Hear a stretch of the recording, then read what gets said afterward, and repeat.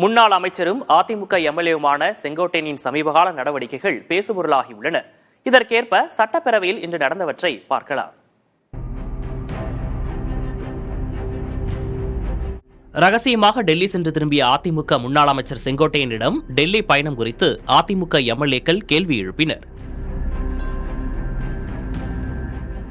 சட்டப்பேரவைக்கு அவர் வந்தவுடன் சக சட்டமன்ற உறுப்பினர்கள் அவரை சிரிப்புடன் வரவேற்றனர். சிலர் அவர் அருகில் வந்து டெல்லி பயணம் குறித்து கேட்டனர். ஒரு சில எம்எல்ஏக்கள் அவருக்கு அருகில் வந்து எதற்காக டெல்லிக்கு சென்றீர்கள் என கேட்டார்கள். கேட்ட அனைவருக்கும் தன் சிரிப்பை மட்டுமே பதிலாக கொடுத்தார் செங்கோட்டையன். யாரிடமும் அது குறித்து விரிவான பதிலை அவர் தெரிவிக்கவில்லை. அதேபோல சட்டப்பேரவையில் அமைச்சர் ஏவா வேலு பேசிக் கொண்டிருந்த போது திடீரென சபாநாயகரிடம் வந்து செங்கோட்டையன் பேசினார்.